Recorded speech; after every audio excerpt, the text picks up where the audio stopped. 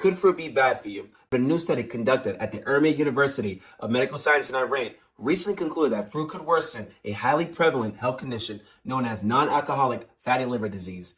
As a result, some folks are citing this research as scientific proof that fruit is inherently unhealthy. Is that really the case though? Should you take this study seriously? And what do you say to people who ask about it? In this review, I'll share the details and insights you need to know to be fully informed. My name is Jeremy Cologne, and I've been a fitness trainer for over 10 years. If you're a fitness beginner who wants to lose weight, gain strength, and increase performance, be sure to subscribe to this page. In this episode, we'll be talking about the case for fruit. Is fruit bad for you? Of course not. But according to University of Medical Science in Iran, they think otherwise. Stay tuned all the way to the end because the results may surprise you. The background. It's estimated that about 25% of U.S. adults have non-alcoholic fatty liver disease, known as NAFLD. Fatty liver disease is a condition in which excess fat is stored inside liver cells, making it harder for the liver to function, according to the American Liver Foundation. Although the incidence of NAFLD in a quarter of adults may sound shockingly high, most people have what's known as simple fatty liver. This version of NAFLD is associated with little or no inflammation of the liver or damage to liver cells, and typically does not progress to cause liver damage or complications. But for certain people, NAFLD can be a serious problem. Specifically, we're talking about those who have non-alcoholic steatohepatitis, known as NASH, which affects 1.5 to 6.5% of U.S. adults. This is a more severe form of NAFLD in which you have hepatitis, meaning swelling or inflammation of the liver and liver cell damage, in addition to fat in your liver. So that creates problems. Inflammation and cell damage can lead to fibrosis of the liver, which can then progress to cirrhosis over many years. It's not clear why some people only experience simple fatty liver while others get NASH, but research suggests genes may play a role. Given that NAFLD is related to fat deposits in the liver, it's probably no surprise that gaining weight increases your risk for the condition. According to the NIH, NAFLD is present in up to 75% of people who are overweight and in more than 90% of people who have severe obesity. People with NAFLD are at higher risk of cardiovascular disease, type 2 diabetes, and markers of metabolic syndrome. The upshot, though, there are several stages of NAFLD, and the condition can worsen or improve depending on the lifestyle. This is where fruit comes into play. Over the years, a good amount of research suggests that high amounts of fructose may contribute to fatty liver and have a negative impact on metabolic health. This is especially true if you already have NAFLD. Part of the reason, fructose, which happens to be the primary sugar in fruit, is processed in the liver and more easily converted into liver fat than other sugars. The idea, if you have impaired liver function, adding more fructose to your diet would increase liver fat and only make matters worse. The question is, would simply eating a bit of more fruit make NAFLD worse, and could eating less fruit improve the condition? How the study worked. The scientists split 72 participants with NASH, the more serious type of NAFLD, into two groups. One group was told to eat at least 4 servings of fruit per day. The other group was instructed to not eat more than 2 servings of fruit per day. Also worth noting, to be part of the study, participants had to have a BMI between 18.5 and 29.9. This ensured that none of the volunteers qualified as obese. A BMI of 30 or greater is considered obese. A BMI of 25 to 29.9 is classified as overweight.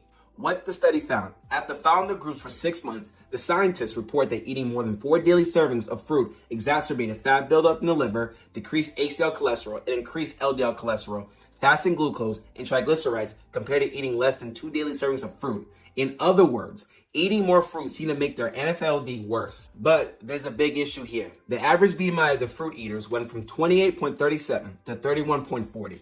and increased in over 3 points, which moved them squarely into the obese category. What about the fruit avoiders?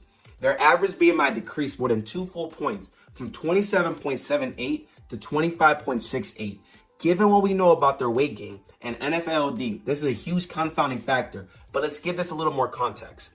In the paper, the researchers didn't report the participants' weight. They only provided changes in BMI for each group. But let's do some math here. By using average human heights, we can reverse engineer the numbers and figure out the weight changes, or at least get pretty close to that.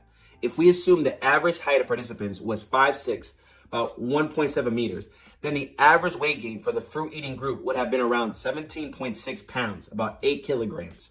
On the flip side, the average weight loss for the fruit avoiders would have been about 13 pounds, about 5.9 kilograms. This difference in weight change is huge. Given what we know about NAFLD and weight gain, the findings in regard to liver fat and blood markers make sense. What doesn't make sense though is why the instructions of eating less than 2 servings or more than 4 servings of fruit per day would have led to such dramatic differences in weight. Remember, this was the only dietary instruction they were given. According to the scientists' data, both groups significantly increased their energy intake by the same amount, around 400 calories a day. Their physical activity levels didn't change at all. If their food intake records were accurate, you expect both groups to have gained weight, roughly about what the fruit eaters gained. Overall, the research report that the fruit eaters increased their food intake by about 3.6 servings a day, eating around 7 total servings, and the fruit avoiders decreased their intake by 1 serving a day, eating around 1.5 total servings. Interestingly, both groups significantly increased their intake of vegetables, meats, breads, cereals, dairies, and fats. Here are details you don't want to miss. The participants had impaired liver function. That means that the findings of the study only apply to those with NASH. Research suggests that eating a diet with excessive amounts of fructose can have a negative effect on people with NASH. However, this has been mainly associated with intake of sugar-sweetened beverages, such as soft drinks, which can deliver high amounts of fructose in a single setting, and basically nothing else. No healthy fiber, minerals, or phytochemicals. For instance, 1 large soda from McDonald's likely provides about 40 grams of fructose in 1 serving, about 4 times that of a medium apple. The changes in fructose intake may not be as big as they seem. Let me explain. Interestingly, the fruit eaters actually ate 2 fewer servings of sugar per day on average during the study compared to their baseline, whereas the fruit avoiders ate an additional 0.5 servings. If accurate, these differences alone could cancel out the chain of fructose from the changes in fruit intake. The researchers didn't provide data for total sugar intake from all sources. The group started with big differences in blood lipids, liver enzymes, and metabolic health. Usually randomly selected participants for each group, as was done in the study, evens those out better, but they were quite large.